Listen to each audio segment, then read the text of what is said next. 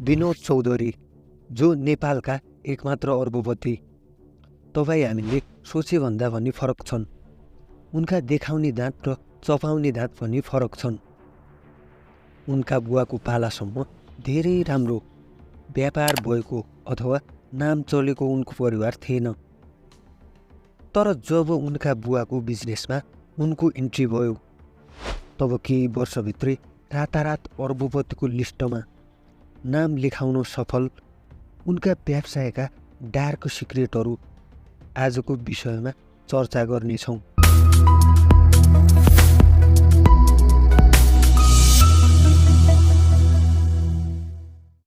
विनोद चौधरी नेपालका एकमात्र अर्बपति हुन्। उनी कसरी अर्बपति बन्न पुगे, नसोचेको सफलता कसरी हात पारे। नेपालको कानुन विपरीत विदेशका ठुला ठुला कम्पनीमा लगानी गरे। त्योभन्दा पनि बढी राजपरिवारको करोडौँ सम्पत्ति कोल्याप्स गरे अनि रातारात अर्बपतिको सूचीमा परे। विक्रमसम्वत 2074 चैतमा चौधरी ग्रुपको एक प्रमुख सहायक कम्पनी सिजी इलेक्ट्रोनिक्सले झुठो बिमा दाबी गरी 98 करोड असुली गरेको भनी फेरि उनी विवादमा तानिएका थिए। त्यसपछि युनाइटेड बिमा कम्पनी सर्वोच्च अदालत पुग्यो। त्यसपछि चौधरीले 24 करोड मात्र बुझाएका थिए। पैतृक सम्पत्ति हस्तान्तरणमा पनि कर लगाएको भनेर असन्तुष्टि व्यक्त गरेका थिए। बेला बेलामा गुणस्तरहीन सामग्री बेचेको भनी आलोचना पनि हुँदै आएको छ। उनका हजुरबुवा भुरामल दास चौधरी, उनी एक कपडा व्यापारी थिए। आफ्ना हजुरबुवाको कपडा व्यापारको न्युमा व्यापारमा थप आइडिया प्राप्त गर्न उनले उच्च शिक्षा हासिल गर्न गएका थिए। कसरी सुरुवात भयो चौधरी ग्रुपको यति ठुलो साम्राज्य? उनका हजुरबुवा 19औं शताब्दीतिर राजस्थान भारतबाट नेपाल बसाइसकेका थिए। सन् 1990 को महाभूकम्पपछि नेपालमा पहिलो पटक कपडा उद्योग कानुनी रूपमा दर्ता गरे र सञ्चालन गर्न थाले। उनी नेपालमा कपडा व्यापार गर्ने पहिलो व्यक्ति बनेका थिए।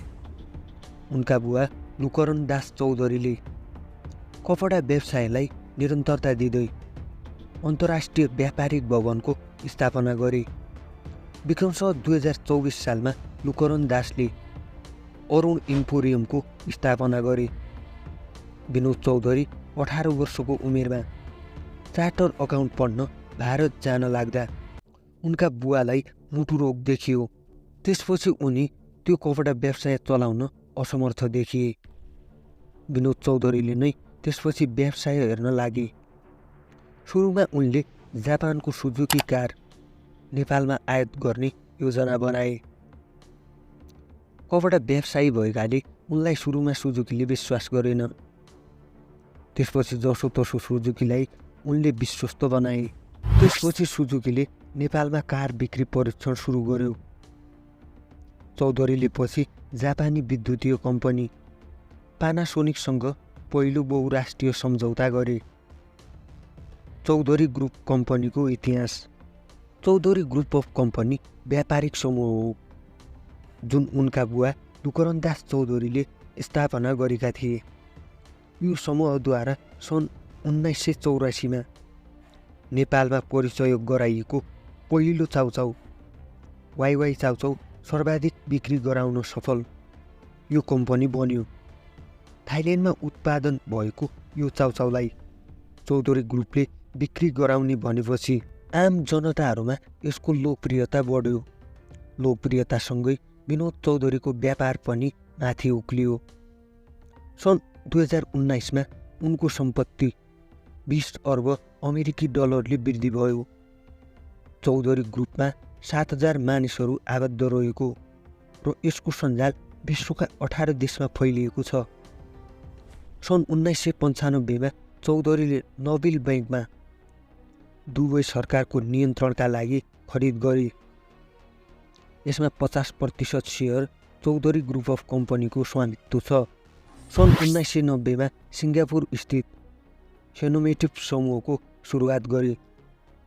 सिनोटिप समूह पहिलो व्यापक बहुराष्ट्रिय नेपाली कम्पनी बनेको थियो।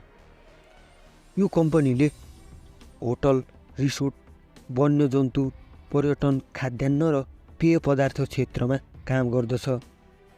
सिजीले होटल टाससँग सहकार्य गरी दुबईमा होटल व्यवसाय सञ्चालन गरेको छ। यी सबै करतुतहरूको ढाकछोप गर्न उनी राजनीतिमा पसे। सन् 1979मा उनको पहिलो बहुराष्ट्रिय सहयोगका लागि नेपाल सरकारको इजाजत पत्र आवश्यक थियो। तत्कालीन प्रधानमन्त्री सूर्यबहादुर थापा सत्तामा रहेका बेला उनले चौधरी र उनका बुवालाई पञ्चायत व्यवस्था सुधारका लागि आर्थिक सहयोग गर्न भने। दुईटै बुवा छोराले एउटा शर्त राखे। पञ्चायत व्यवस्थालाई आर्थिक सहयोग गरेपछि चौधरीलाई राजनीतिमा अगाडि बढ्न सहयोग गर्न प्रस्ताव गरे। फलस्वरूप विक्रम सम्वत 2064मा एमालेबाट संविधान सभाको मनोनित सदस्य बने। विक्रम सम्वत 2074 सालमा उनले एमाले छाडेर काङ्ग्रेसमा प्रवेश गरेका थिए। एउटा सामान्य ब्याकग्राउन्डको नेपाली व्यापारी विश्वका 32भन्दा बढी देशमा 200भन्दा बढी मल्टिनेसनल कम्पनीबाट बिलियन्स अफ डलर कमाउन चान्चुने कुरा होइन। नेपालका व्यापारीको पनि बिलियनियर्सको सूचीको फ्रन्ट पेजमा फोटो आउनु सौभाग्यको कुरा हो। विनोद चौधरी र सिजी कम्पनीको बारे EIG नेपालले पनि मनी लन्ड्रिङ गर्ने व्यवसायी हुन् भन्ने बताएको छ। तपाईहरुलाई के लाग्छ? कमेन्ट गर्न नभुल्नुहोला।